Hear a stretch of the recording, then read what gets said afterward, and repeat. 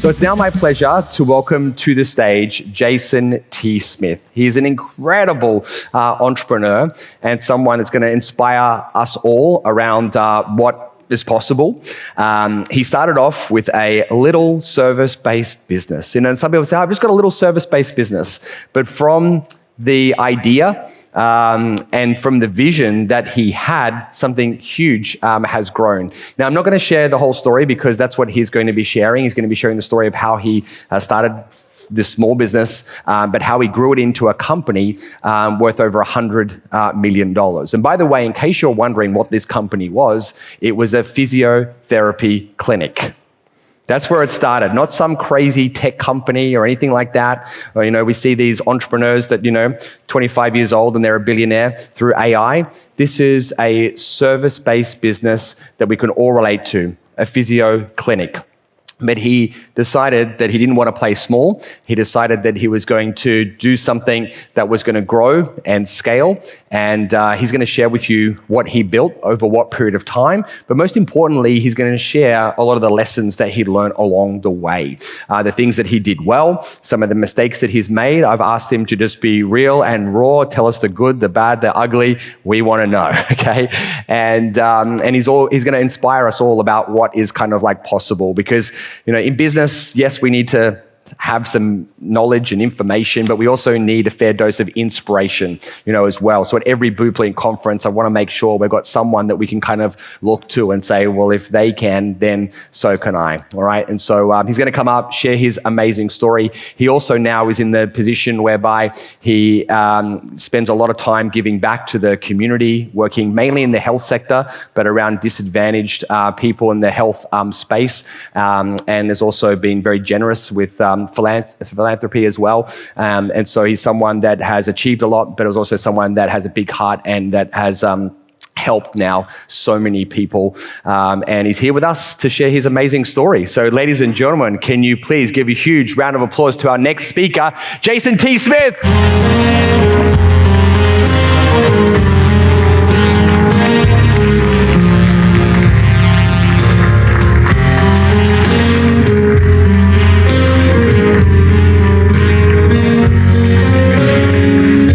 Let's give it up one more time. Let's go. Yay. Thank you. Thank you. Wow, what an introduction. What do you think my chances are of getting the kids to invite me to dinner each night with that sort of an approach, hey? Lights come down, the music turns up, and, they just applaud me as I walk to the dinner table. What are my chances of that? Pretty slim, I would imagine. I hope you've had a great 2 days, and I assume you've got another day tomorrow together for many of you. It sounds like you've got a bunch of friends online as well. So this is my first time in the Roundhouse. I'm a Melbourne boy, so I've just come up for the afternoon. But it seems to me it's not just a roundhouse, it is a hot house. It is a powerhouse of energy just sitting at the back there for the last hour or so. You look like a very engaged bunch of people, very determined. You are here on purpose, and I'm feeling very privileged to be amongst you. I'm understanding that you're all business owners. You're all entrepreneurs. Is that right? Stick up your hand or give me a yell if you own your own business. Okay, so that would put you in the distinct minority that you have taken this risk, this adventure to own your own brand, to start something from scratch. Less than 8% of the Australian adult population are mad enough to start their own business. And only about 3.8% of people have a business big enough to employ one other person. So you are quite a rare breed. You're a unique animal that you would be willing to do this. It says a lot about who you are, that you would be bold, that you would be brave, that you would be willing to take risks, that you're prepared to try and create something out of nothing, that you're prepared to go countercultural in many respects. And we would all appreciate there's nothing easy about what you're doing in running businesses. But it's kind of like it's in your DNA. You couldn't resist even if you tried. Some of you might be sitting there at times thinking, why did I do it? And is there an exit door or an off-ramp somewhere soon because you're in a difficult season or a bad place? But be encouraged when I get to talk to people like all of you. You inspire me, and hopefully I have something to offer you about this idea that you are unique and you're doing something profound, something difficult, something meaningful, and of course, it's not going to be easy. So isn't it nice just to remind ourselves and normalise sometimes that the hard times in business are all what make the payoff absolutely worthwhile?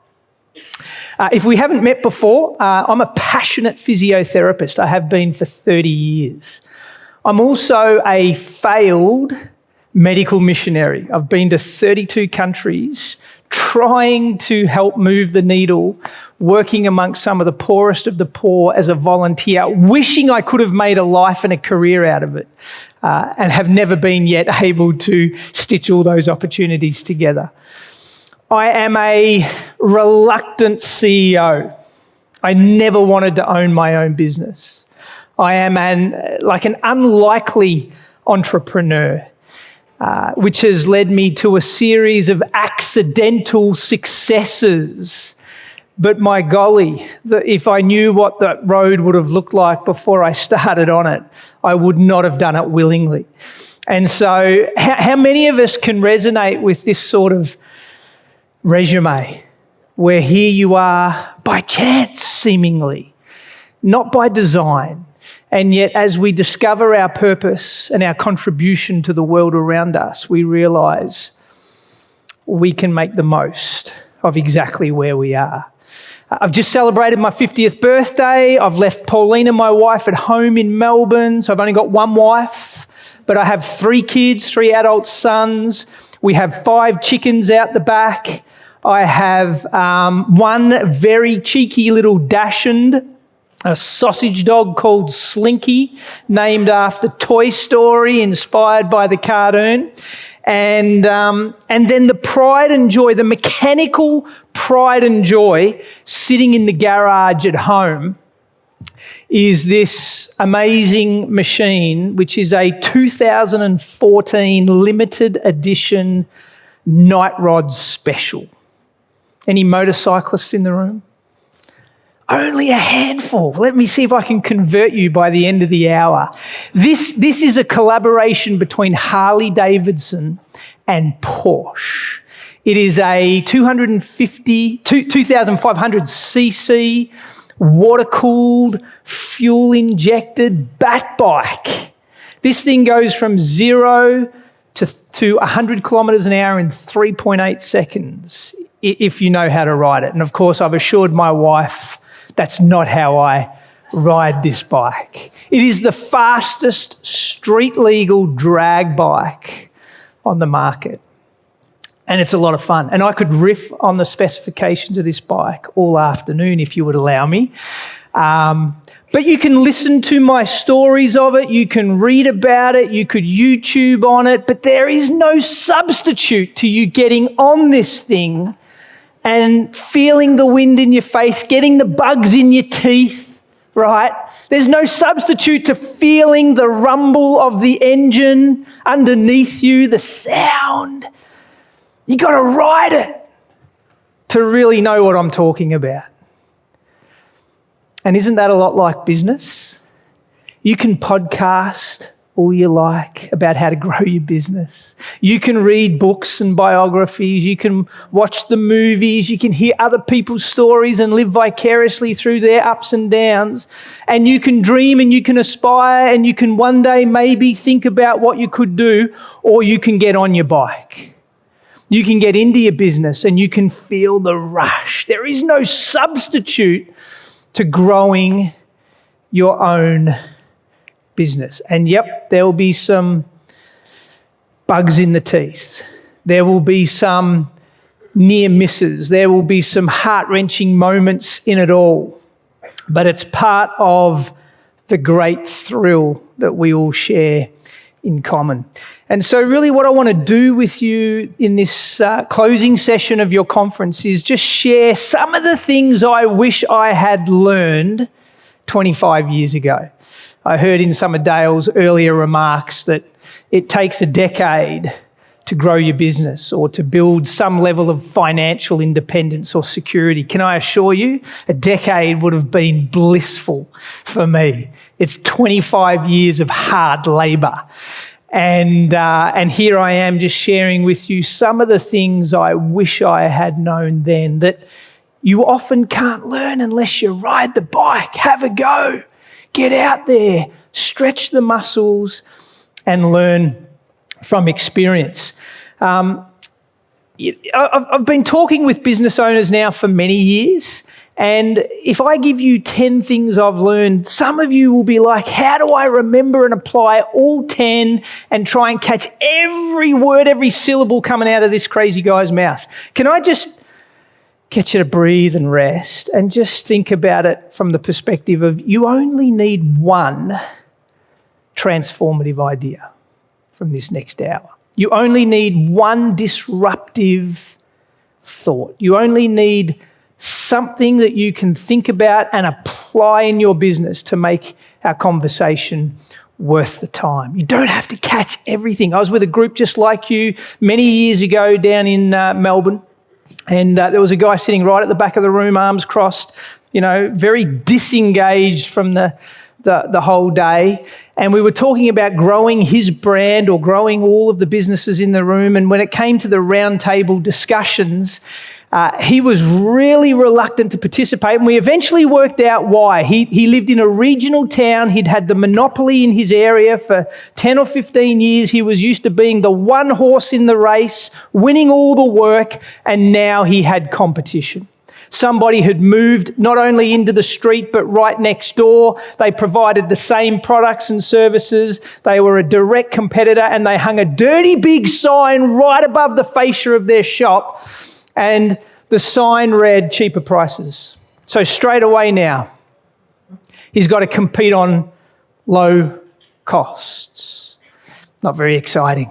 So he lost a bit of market share and felt pretty discouraged and wasn't sure really how he would move from A to B. And within 3 or 4 months, he had a second competitor enter Main Street and open a very similar store and hung their own sign in which they were promoting superior service. So now he's fighting on 2 fronts, price and service. And he was miserable because he couldn't work out how he was going to progress. And so that little gaggle of entrepreneurs sat there for an hour and brainstormed and workshopped all the possible ways each of them could scale or grow their businesses. And he only needed one idea, one transformative thought. He didn't need a notebook of 10. He just needed a relevant, contextual, implementable, practical suggestion. And after about an hour, he looked like a different man. He had a big smile on his face. His energy had returned. He was looking like he was ready to go a few more rounds. And I said to him, "What have you come up with?" He said, "I'm going to hang my own sign. I've decided I'm going to hang my own sign between these 2 pesky competitors." And that's what he chose. You only need one crazy, lateral, out of this world, disruptive, innovative idea sometimes to release you into a new opportunity. We don't want to be doing the same things the same way all the time. You're a business owner. You are a maverick. You are adventurers at heart. You need to start looking at the world through the lens that gives you permission to try new things. Now, with this last session, I actually want it to be more of a masterclass than a keynote. See, a keynote would be me just telling stories, entertaining you, maybe inspiring you, but the point is it would just be my story of which you all have your own, and the room is made up of a lot of creativity. And so I want to actually do this more as a masterclass. And the difference would be that this is business boot camp. This is me trying to exercise your muscles, stretch you a little bit, build on some life experience. Yes, give you elements of what I've learned and how I might have got there, but it's the idea that there will be implementable things at the end of our time together that you should choose to do. Not just listen, not just spectate, but in fact, be taking the notes as we go of the things you want to apply in your business and do differently. It's a transfer of skills and a building of capability rather than just a little bit of storytelling. Now, as an entrepreneur, I've launched now over 160 different businesses, 6 brands in health and technology, essentially. I have sold most of them. I have lost a few. I've had to close a couple reluctantly, all of which have their own stories. And today I would sit on multiple boards, international businesses, public listed, privately owned. I work with charities. I work in church and mission groups.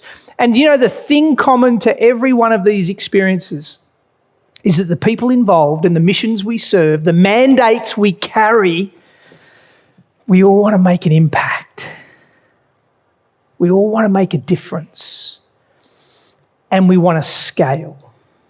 And the thing about scaling is it can catapult you or it can crush you.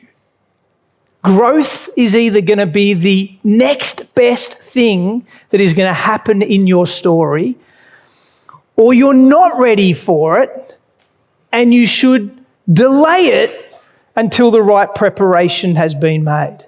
Scaling is a double-edged sword. And so the topic really is scaling without breaking you and without breaking your brand or business. Now, for some of you, because I'm just getting to know you, scaling will look like adding one more employee to the team. That's it. That's effective scale. Others, you will be running a bricks and mortar type operation, which was really mostly my experience, and you're going to launch to 3 or 4 new geographical addresses. You're going to open some more shops, or you're going to maybe move interstate and build your business nationally. Some of you will scale by, in fact, just diversifying the service range or the product offering. You will mix up and add to what it is you're putting out into the marketplace. So scale can look very different to all of us. Let's not be prescriptive about what it has to be. But by definition, you're enlarging your footprint. You're extending your reach. You're trying to have more impact. And the question is, how do we do that without it breaking us? Now, like everything else in life, of which is true in business as well, scaling has rules. You don't need to know the rules for the rules to apply. And if you break the rules, there are consequences. If you live congruent and run your business aligned to the principles of scaling, you will get the rewards even if you don't know that they were coming. So this is the funny thing about rules and laws. We don't have to like them for them to apply and for them to be real. You know, my little 4-year-old boy at the time, who launched off the top of the staircase the moment I walked into the front door one night after work, learnt pretty quickly the law of gravity. He didn't have to have a physics PhD for the consequences of that law to apply, because my hands were full, I still had my laptop in my arms, and when I dropped him, because I wasn't ready for his launch off the staircase, and he landed on his head, it was a lesson, right?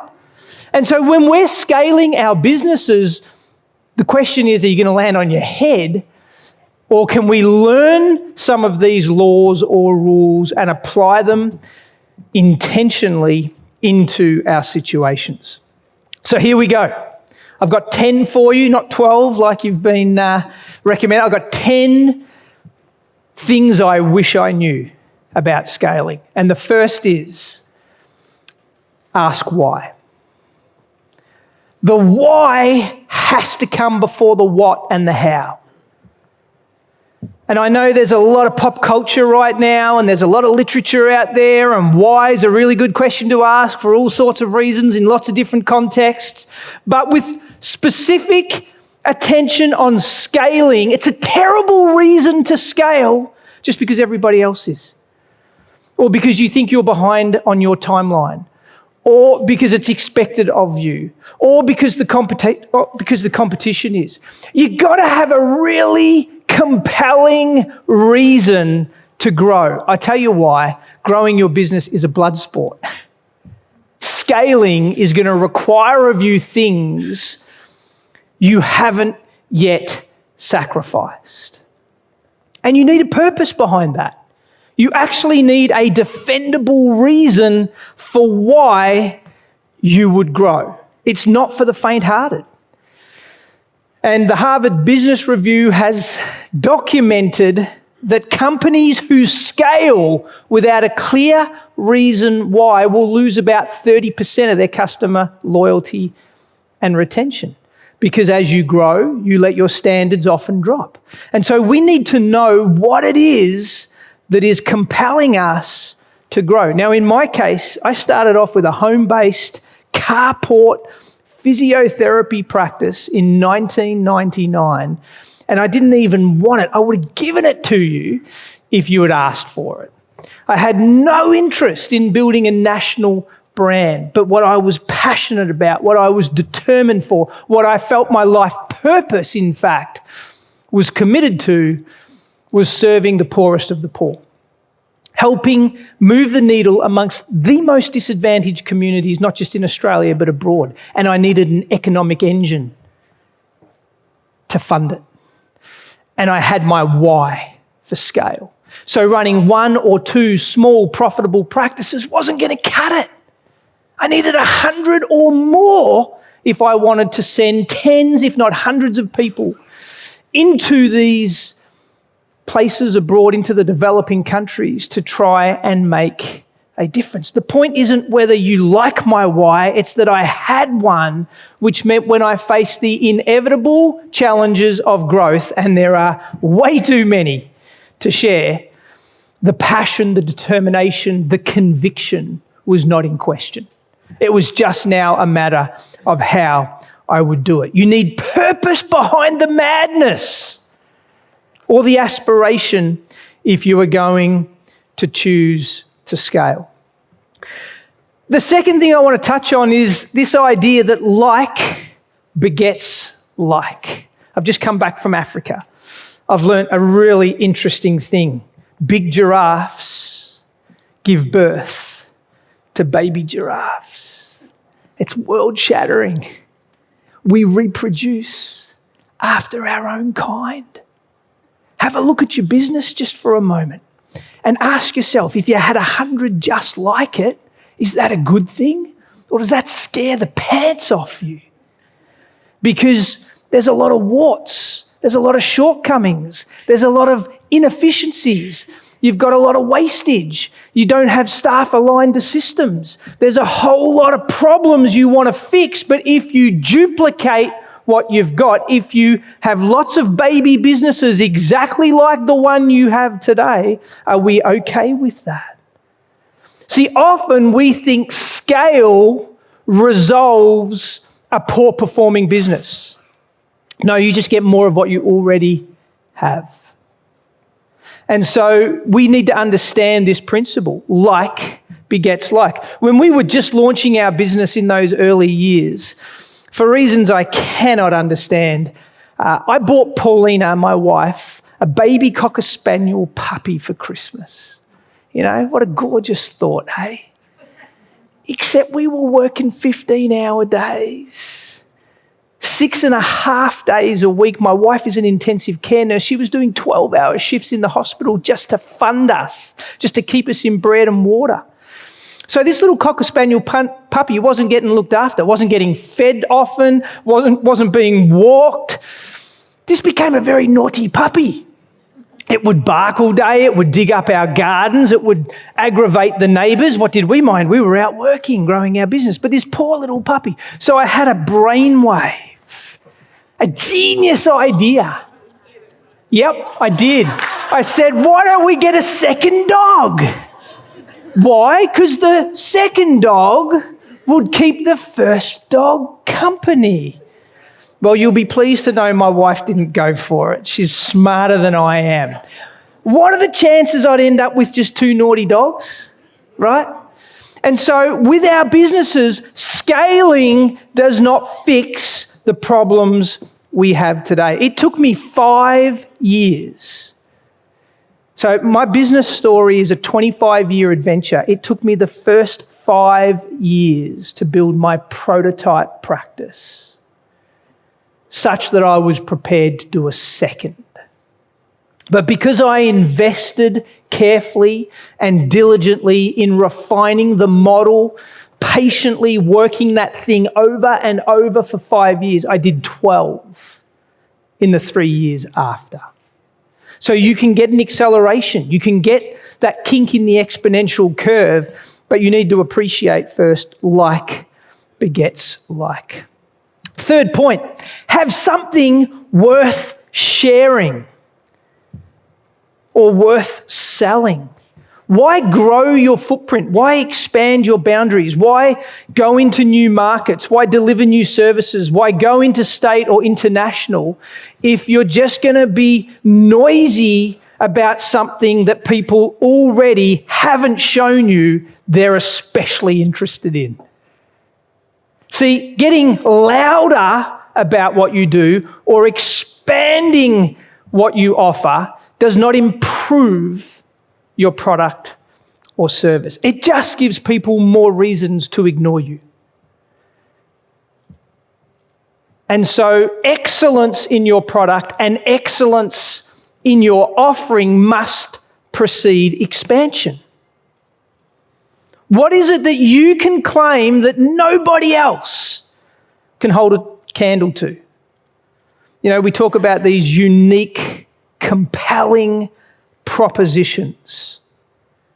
You need something distinctive about you.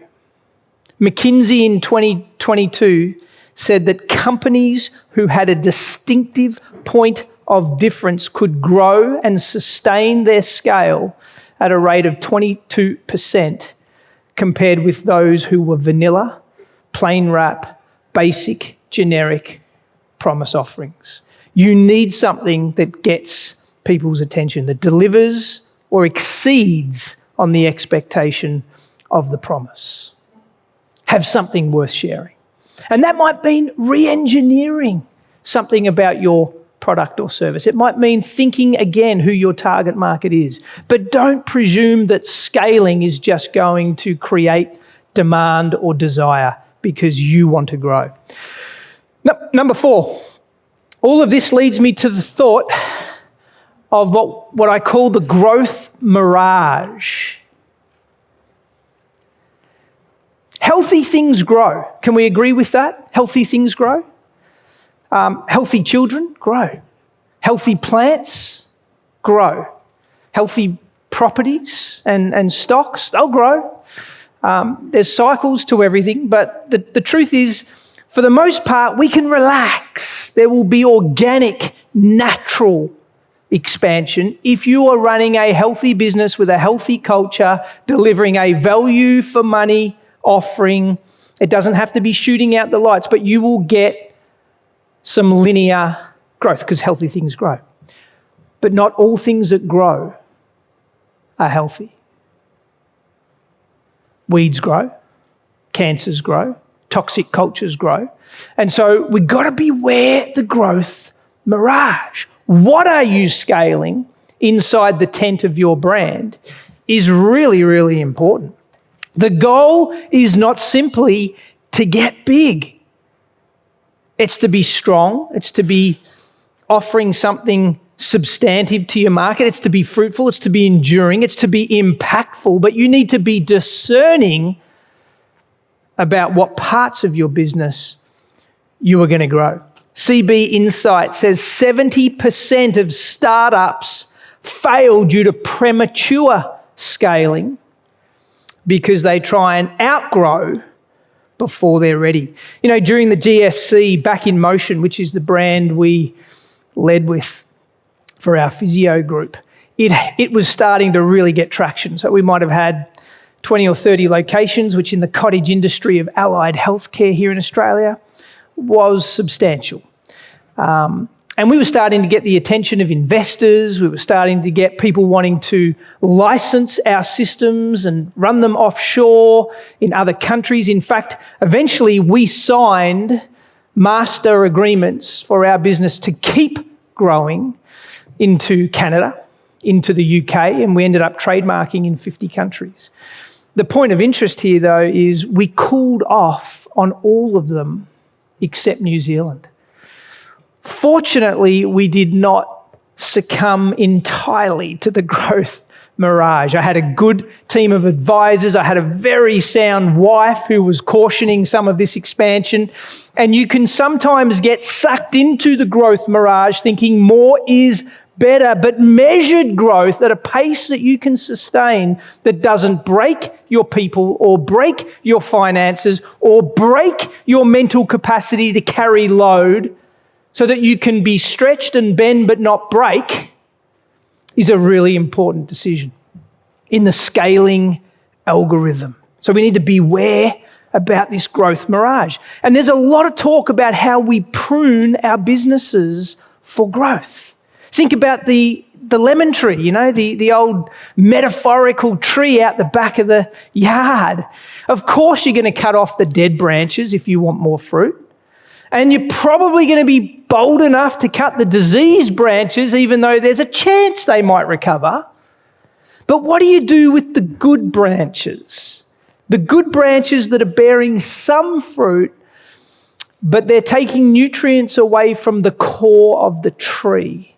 That if you pruned them, it would release more energy and more productivity into other branches, extending the root system, pushing out more foliage, and maybe in 2 or 3 years giving you a greater yield. It takes an extraordinary amount of courage to prune good branches, doesn't it, in our businesses? To cut products that are kind of working or to drop services that some people want.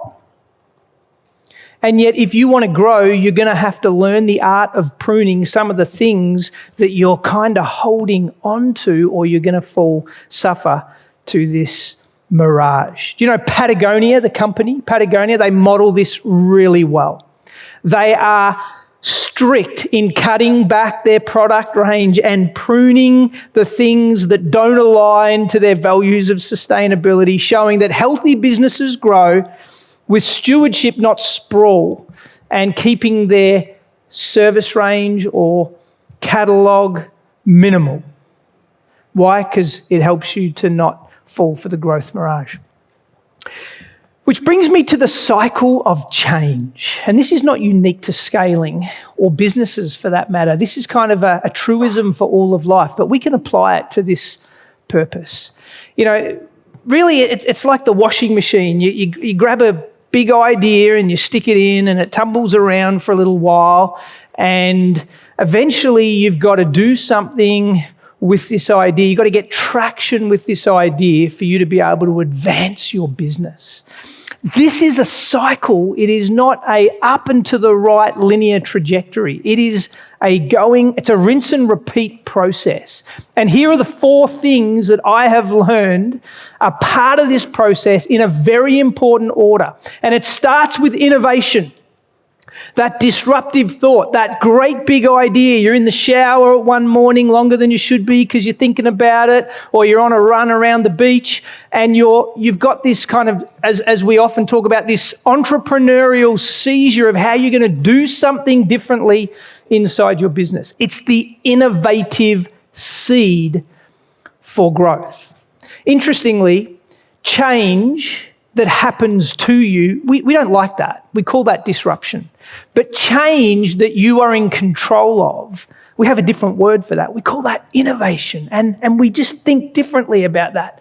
But it's change nonetheless. And with change, You have to prototype, which is the second stage of the cycle. You have to prototype the idea. You don't want to scale an idea. You want to scale a proven idea. And so before you start pushing out your crazy suggestions to all your staff or all your customers or across all your brands or in all your stores or on all your websites, just prototype your madness to test it's going to do for you what you hope it would, that it's actually going to be well received by your market. Once you've prototyped, then you have confidence to scale, the third step in the cycle. But scale is not forever and beyond. Scale is a season. You grow for a period of time, and if you never consolidate your scale, your growth, which is the fourth stage of the cycle, if you never rest and let your business and your people and your culture and your customers and your marketing and your systems catch up with your growth, if you never consolidate, you will crash out. You will explode. You will blow up. So businesses typically don't just keep going up and to the right, they step change. And it's a cycle. It's a cycle, a predictable process of idea or innovation that gets prototyped, that then scales and then consolidates before you allow new innovation inside your business. How many new ideas can you process concurrently, in parallel, at the same time? Like, we're finite beings. We can't just keep continuously changing what we do. Reinvention is a mark of maturity inside our businesses, but only if there is a process to govern it. And we have great examples like Apple and McDonald's and Netflix. They're showcasing for us how they use this cycle of change for scale. I would have 3 or 4 of my 140 practices that I would use as my test beds.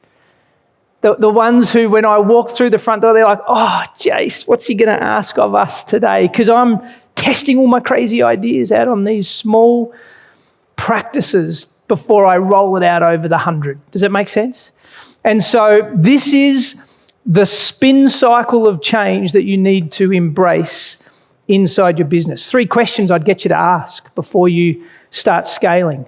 What am I going to keep? What am I going to stop? And what am I going to start? 3 really good questions that help you get some gravity around this spin cycle of change. 75% of all brands that scale use a test and learn model. All of this is good. This is building your commercial vehicle. This is preparing you for growth. This is getting you match ready for scale. Sadly, your business will outgrow you. And definitely your people.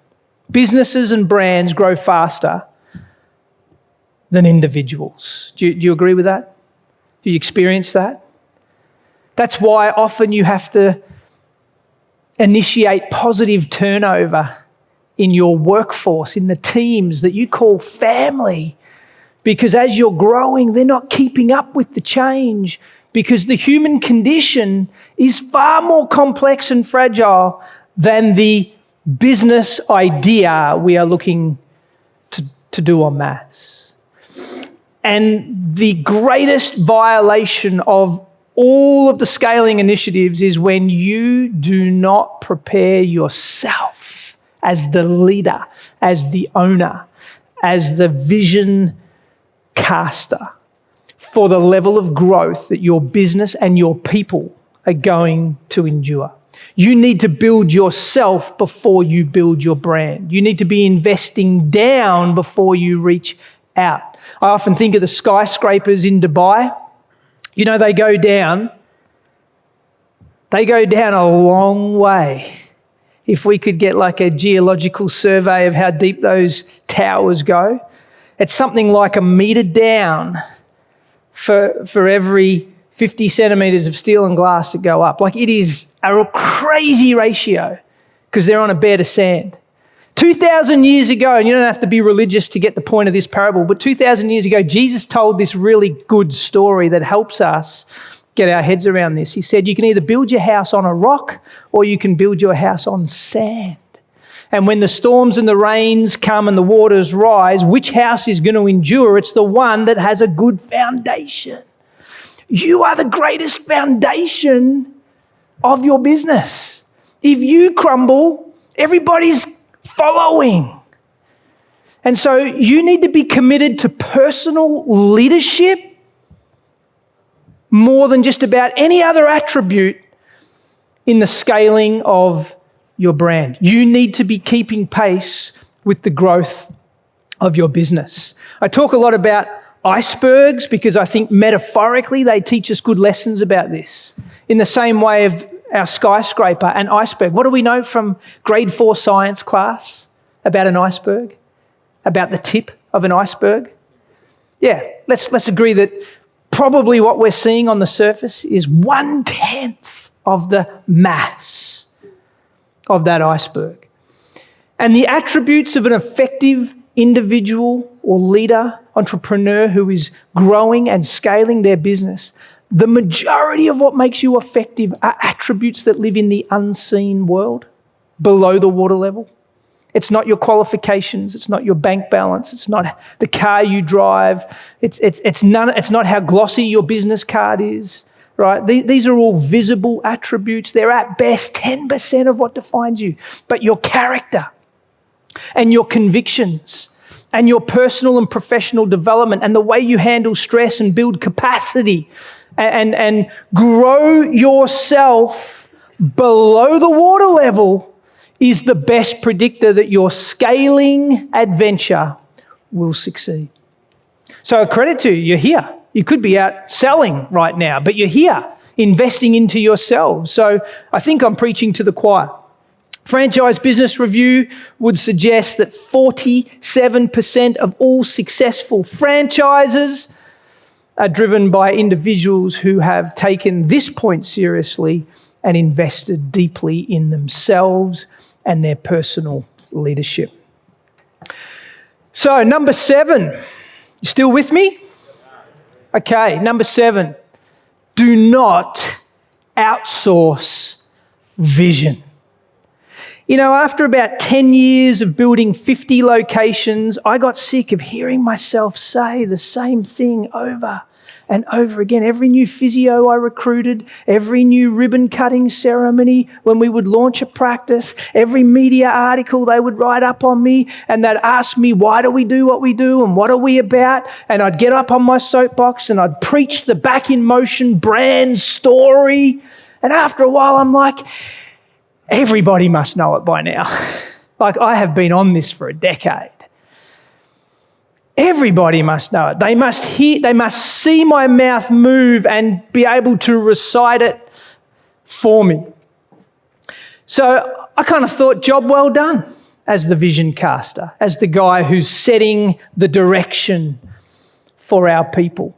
And I started putting my attention into other things like the science behind some of our services and new technologies that could advance our group and, just getting distracted with the technical side of the business, which is my first love. I'm a clinician at heart. And I thought, they've got the vision. They've worked it all out.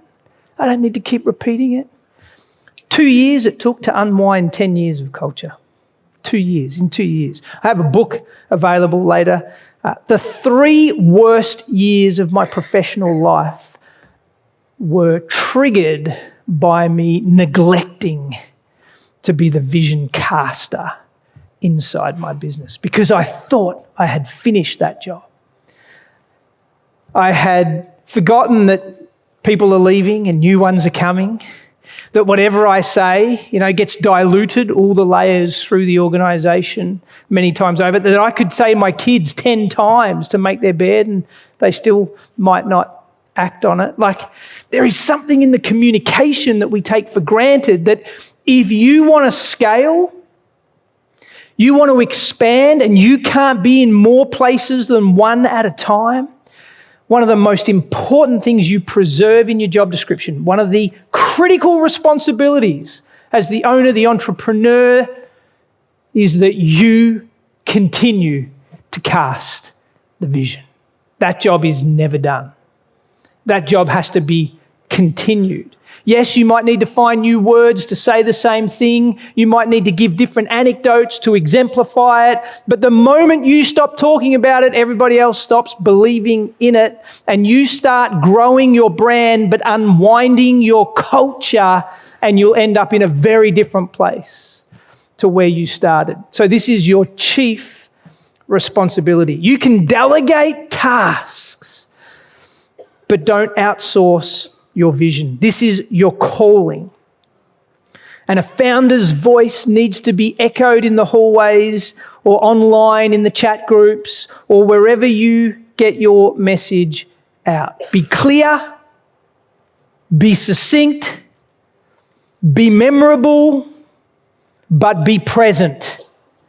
Be continuous. Do not neglect the vision. Number 8, I think you guys get this, the importance of systems. I just heard you are being given 500 systems to fast track your businesses, to scale your opportunity. What a leapfrogging opportunity. And here's my point as you grow with systems. I'm a franchise guy, 140 locations under one brand, mostly done through franchising model. It is a systems-dependent construct. But you can only systemize the routine. You can only automate the things that are predictable, that have a degree of certainty to them. We call them standard operating procedures, or, you have a policies manual, all of which I put huge value on for the scaling of your workflow. But you cannot preempt people. You cannot policy out negligence or a bad day at home when someone walks into the office and they're just not themselves, or if people are mentally unwell or physically in any way limited or constrained. And so you have systems for the routine, but you have to humanize exceptions. We have to put people before process. Otherwise, you will grow the business to a level and the people who you invited on the journey will start dropping off. And when you have to go and backfill all these positions because you haven't grown them like you invested in yourself, and you haven't made exceptions for the people that you have counted as great loyal contributors, and you've let systems rule the day and override compassion, you'll be disappointed with the outcome. You'll have some scale, but you'll have a much more shallow depth of culture. And so we need to make exceptions for the people around us. The way I like to think of it is I want to lead the one like I wish I could lead the many. So can I make exceptions? Can I provide unique circumstances? Can I give a soft landing to some people when the system would ordinarily predict a different outcome? Probably not for everybody, but everybody's not asking. So can I make exceptions for the individual? Am I worried about setting precedents? Not really. That's overthink. And so culturally, as you grow, I've really learnt the hard way. People must come before process. And the systems are good, but not at the risk of humanising the exceptions. Harvard Business Review will tell us year after year in all of their longitudinal studies that fast-growing businesses have double the burnout rate in their people. Comes at a cost. Scaling is not for the faint-hearted. And so we need to make sure we care for those who we bring along with us. Number 9, sacrifice is actually a scaling strategy. That's bad news, isn't it? You thought growth would bring rewards. You thought growth would be your ticket to more income and better lifestyle and more opportunity. Yeah, it's a long game. Initially, if you want to grow, it's the hockey stick. It's the J curve. You've got to go backwards to go forwards. You've got to invest before you get a return. Growth comes at great cost. There is a scaling tax that we need to factor into our equations. What price are you prepared to pay? I think working out what you're not prepared to sacrifice is a really good starting point to this conversation. What's the use of growing your brand and building more wealth if you lose the vibrancy in your marriage? If your kids at home, become estranged from you, you're an absent father or mother. Or your internal compass starts spinning and you don't feel centered and you don't feel whole. And you're not staying true to your spiritual convictions, whatever they might be. Decide what you're not prepared to sacrifice early. Non-negotiables. And then everything else is at risk, my friends. I spent the first 2 years of our growth strategy not taking a single dollar out of the business. And then for the next 3 years, I was the lowest paid employee in our whole network. And so there's a sacrifice. When Paulina and I first got married and we were pre-kids and we were expanding our locations, we weren't having all the big holidays. We were living in a very simple home with a very low-cost lifestyle because we were passionate and we were determined about why these sacrifices mattered. But growth, scaling, is a hungry hippo. It's going to draw a lot on your energy, on your time, and on your liquidity, on your available cash. And so make a decision up front. Investors might fund growth with money, but founders, entrepreneurs, mavericks, risk takers like you or me, street fighters, we fund it with energy, with heart, with pain. It's sweat and blood equity. So scaling requires sacrifice. It's good to know it now, isn't it? Than be halfway through and think you hadn't counted the cost. And finally, before I draw all of this into some action, the 10th thing I want to give you here is you got to celebrate your small wins loudly, because scaling is this elongated curve.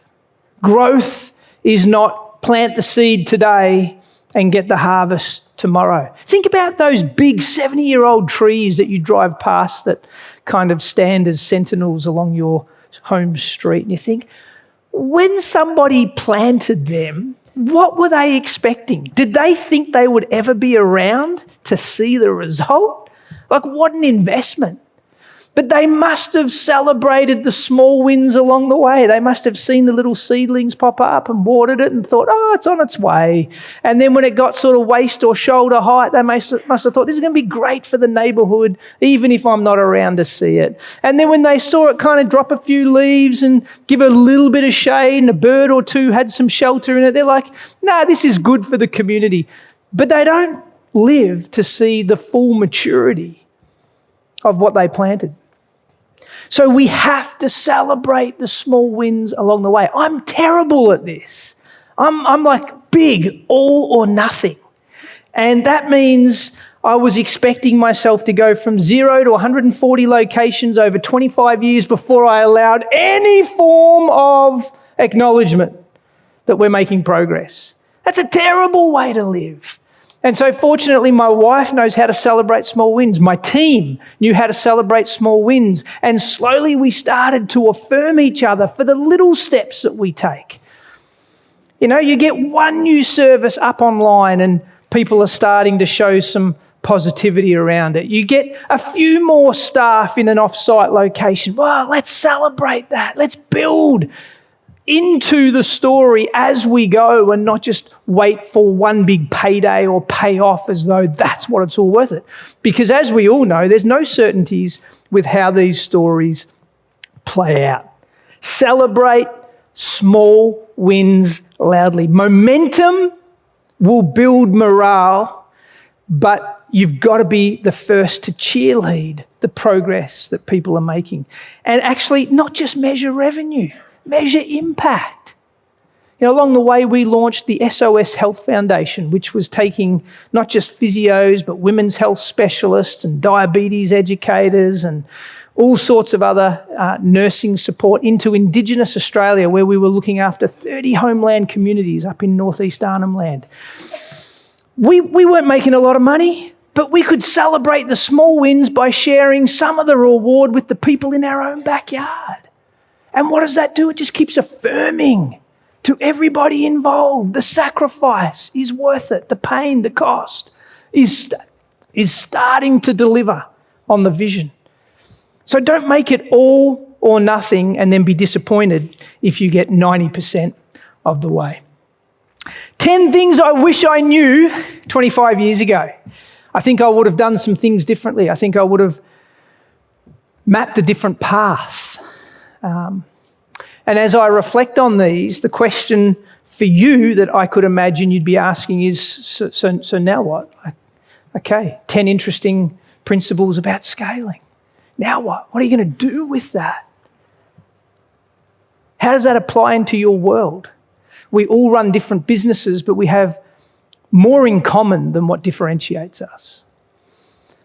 And so my request of you, even in like a 30-second window now, as you think of the 10 that I've covered, is to ask yourself, which one of those laws of scaling, those rules of growth, which one of those principles resonates with you as being that which you should give the most attention in the coming days, weeks, and months? Which one? Which one stands out? It's like, oh, it was an ouch when I said it. It's kind of like, yeah, I needed to hear that. Just circle one. Circle one that you think deserves more attention than all of the others in your immediate next season. And as you reflect over the next week, because after smorgasbording for 2 days in a conference like this, your brains must be very, very sore. But often the practice would be that over the next week, as you distill all your learnings and as you break down some of the takeaways and you think about what you're going to do next, you start to form these action plans and you start to map a path. And my question of you would be, what are you going to do with that one principle? As you think about growth and as you think about scaling, how are you going to apply that practically into the fabric of your growth plan? One principle out of 10 is all I'm asking you to focus on there. In a minute, I'll give you the chance to ask a few questions before I pass it back to Dale. But I'll only be able to hang around for about 30 minutes after today before I've got to rush off and catch a flight. But if you want to ask me questions, tell me some of your story, swap a few painful episodes, then you can follow me on the website there, all the social media channels, chase me down. I'll be more than happy to engage with you. There's a few books over there that you can grab a hold of if you're interested. Unlikely is, it just came out last year. It is the story of the 25 years from 0 to 140. And it is a personal story. It's not a business story. I don't break down every chapter into here are the 5 things you have to do to get where I got. It's the very personal account of things that went wrong, things I wished I'd done differently, small wins along the way that I should have celebrated more loudly, and the people who helped me get there. So that is really more of a biography or a memoir. If you're looking for just hard lessons on business, outside in, downside up leadership, the 50 things I learned in the 3 worst years of my working life.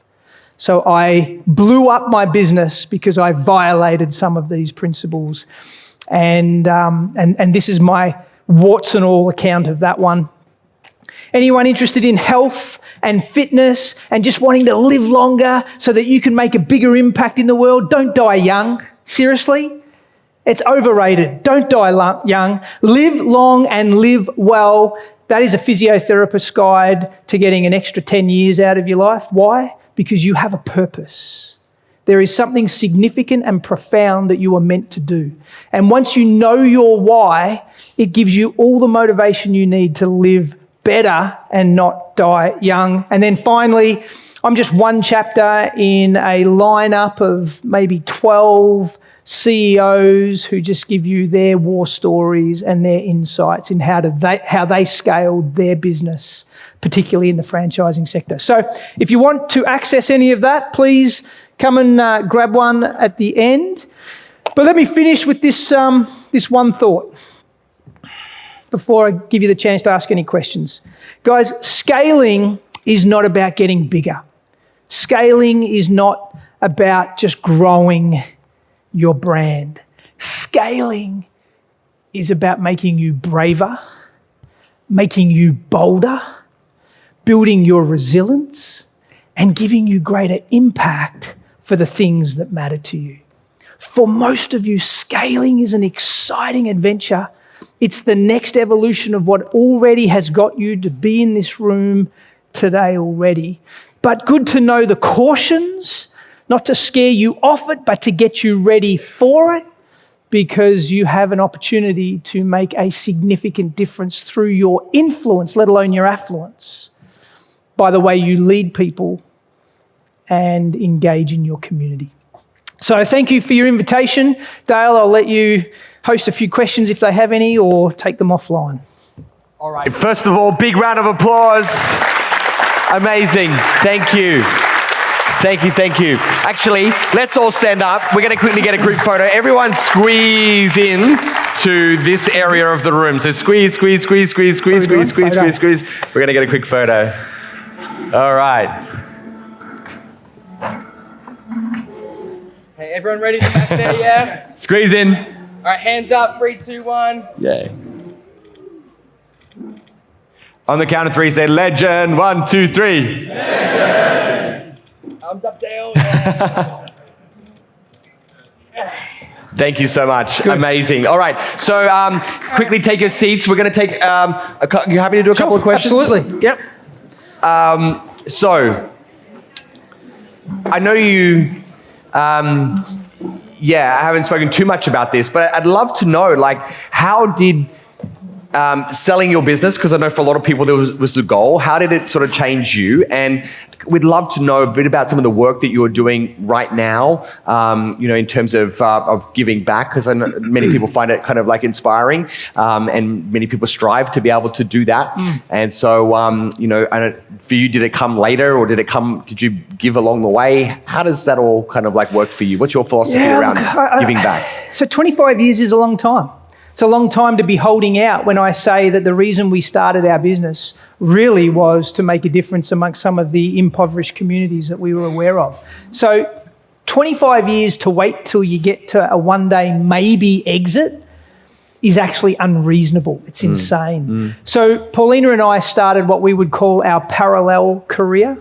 And that was that we would give a little as we earned a little, and we started building all sorts of pathways to add back and invest and pay it forward and work amongst these different communities really early on. And the benefit of having, as an aggregate, 800 physios working for you is I can deploy that workforce into really meaningful change if I can engage them in the mission. And so we would often use our own people to go and spend a week or a month, up in remote parts of Australia. I had a physio who relocated his wife and 2 preschool children for a year of secondment to go work in, really impoverished parts of Australia that are on par with Bangladesh. And so I think for us, it was doing it as we could, while we could, not waiting till the end. And here's my little ethos on that. Don't let selling your business be the trigger to change you. If it's going to change you, you got to do that changing long before you sell, because there's so much more you can be contributing, exit or no exit. Beautiful. Thank you so much. Let's hear from a couple of people. If you'd like to ask a question, then put your hands up and just stand up as well so we can see you up here. Go for it. Hi, I love that. Thank you. 2 questions. One, what happened to the dog? And I'm embarrassed. I'm embarrassed to say, I didn't eat the dog. I didn't eat the dog. We have a sausage dog now. I could put that in bread and have a hot dog. But we found her a new home because really we were in that. It was a sacrifice. It was a cost. And so that was a very painful day. But that was the better scenario than my first idea. Yes, lifelong commitment, having a pet. And the second question is, what do you do for self-care with everything you had going on with your business, etc.? You talked a bit about balance. What do you do nowadays, or what did you do then for that? So I'm totally electronic, as I'm sure most of you in the room are, but I have a page in my daily reflections journal electronically that lists the 12 things that drain me and the 12 things that fill me. And of course, that's a dynamic list. There are things on that won't always hold true as I move into different seasons of life, but it wouldn't surprise you that having a bit of Jason time on the Harley fills me. And my objective is every day to do a couple of things that fill me and try to minimise or avoid outright some of the things that drain me. And that's a double win, right? In terms of the water level of my energy, my joy, my fulfilment. Again, it wouldn't surprise you to know that exercise would be one of the things that fills me. But there are some things that I would routinely just be checking off on that list to make sure that I'm looking after me. Otherwise, you can have the best wheel, which is the model of your business, but if your tyre is flat, which is the air in you, the wheel's just not going to roll very well. So it doesn't matter specifically what I do so much as I would encourage everyone, and I do a lot of executive coaching, and I get all of these CEOs who run big businesses, bigger than mine ever was, and I'll get them to have a list of things that drain them and a list of things that fill them, and pay attention to that. Beautiful. I think we have a question over here. So just standing up. Yep. Go for it. Thanks. First, Jason, well done on your success, mate. And, live in Australia with the tall poppy syndrome. Boom. I think you're a legend. Well done. Thank you. You've created jobs Wow, for people. thank you. You've been able to give back and make a positive impact. Well done, mate. You should be very proud of yourself. Thank you. My question is one about your key people. You can't build something that big without a good team. Yeah. How did you attract, motivate and retain those high-functioning, high-level people who helped you build that empire? So I launched the business when I was 24. I call it my quarter-life crisis. You know what a midlife crisis looks like? Well, this was a quarter-life crisis. I was an early bloomer, 24, had no idea what I was meant to be doing. I couldn't get these missional opportunities overseas to work. And here I am launching out of the garage at home, and it took me at least until I was over 30, so 6 years, to ever get a physio older than me willing to work for me. My age set a natural limit, a cap, a ceiling for the confidence that I could build in the people around me, which was really hard because that means we were a whole bunch of relatively young, inexperienced, new graduates, big hearts, but pretty low on skills and life experience, and we just had to do it hard for 5 or 6 years. And then there was an inflection point as we started to get some scale and we started to do some things differently and get the attention of the intelligentsia of our industry. The vote of confidence swung in our favour. But even still, to get those young people to work for me and the crack team who came the whole journey, one guy came with me all the way to the end. It wasn't my business smarts. It wasn't the remuneration. It wasn't the plush perks that come, or in our case, didn't come with the job. You know what it is? What is it always? It's heart. It's the reason, it's the why, it's the vision. He bought into the story. I mean, I had a bank offer me 110% funding for my first 5 practices, pre-GFC. Couldn't get that today. A complete unsecured loan, more than I needed. Why? Because of the heart, the story, the passion, the vision. Not because I had credibility. I didn't have a balance sheet then. And so do not underestimate the importance of storytelling in what you're trying to do, but more importantly, why you are compelled to do it. And I think that attracts the right people. And then you can trade up on competency as you can afford to do so. Beautiful. Yeah. Thank you. We have a question here, and we're going to then go to the back. So, yep, stand up for me. Thank you so much. Just grab the mic. Beautiful. Go for it. Hi, Jason. Number 8 really struck me the most because when you said that, you're growing too fast, don't forget the people who work for you. So right now, that's the situation where I'm in. Mm-hmm. My wife and I are driving the business. We feel like we're the V8 engine, but the team that we have is designed for a 2-liter engine. Yeah. Although, in fairness, we always mentored them because we wanted to upgrade them to become, a V8, susceptible to V8. Yeah. My question is, when you were growing your business, how do you deal with staff that can't cope up with the growth? Because as a Christian, it's difficult for me to just fire them. Yeah. I don't have the heart and the guts for it. I want them. I want to train them. I don't know how long. Yeah. But is that the right way, or do I have to put an end and fire and replace a new one? What's your name, sir? Ivan. Ivan. I have a 3-hour answer for you, Ivan. Or I have a 3-minute one. I'm going to give you the short version for the sake of everyone in the room. But this is a very big conundrum, and it takes a lot of careful consideration and consistency in execution. But here's the simplest way I can give you just a sneak peek on my approach to this. The most compassionate thing I can do for the team who works with me is make sure they are in the best role suited to their age, stage, and competency. So if we have outgrown their contribution, if they are falling behind in the standards and expectations that the business is demanding of them, the most compassionate thing I can do is release them, bless them off into a new adventure. There's an HR consultant here, so we otherwise call that something else. But the point is, help them land in the next best right opportunity for them. Much easier to find a job when you've got a job. So give them a long off-ramp, make it a constructive, make it a collaborative, interactive process, help them recognise where they can make their best contribution, and most likely that looks like elsewhere, but be part of that solution. That, to me, is Christ-like. That, to me, is compassionate. Keeping them under expectations in a job they will inevitably fail at, frankly, is a disservice to them, quite apart from the culture of the team and the business overall. And really simply, I just look at two metrics for this. Remember, this is the 3-minute version, so it's going to sound crude, but I look at competency on one axis and I look at character on the other. If they are falling behind on competency, it's a skills and a training issue. So I give them 3 months.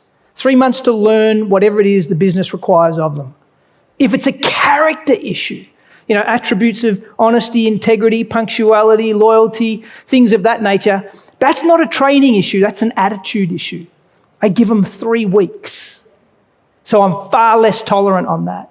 But I will grid everybody, at least in my mind, maybe not in verbatim, on those 2 axes to help me work out the most compassionate decision. But it's predictable they're not all going to make it. So resolve now that you will have to let some people, you'll have to release them to a new adventure.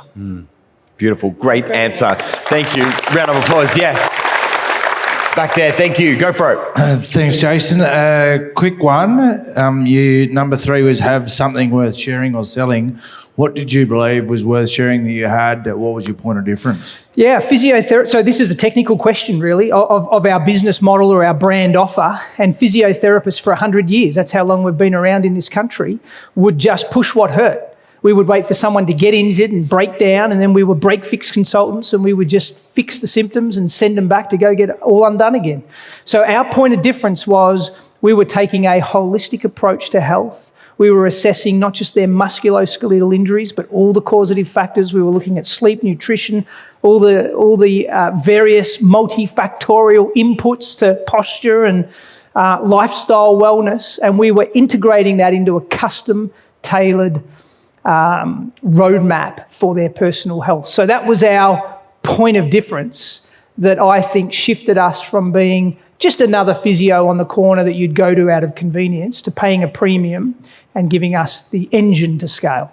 And Very we good. needed that. We needed that Perfect. to Thank you. differentiate. And we're just going to do one more, which is someone, I believe, from online. So, Clea, thank you so much. Yes. Hi, thanks, Jason. We've had a lot of people watching online. One of our New Zealand members says that they own 2 physio practices. What do you see the challenges are in New Zealand for scaling, and maybe some tips to take them forward? The biggest challenge to my Kiwi friends, and we've had multiple businesses in New Zealand, is your regulations. You have an accident commission authority in New Zealand that actually caps your fees and therefore doesn't allow you to differentiate on service quality with a margin. And so that is a really prohibitive regime for private sector.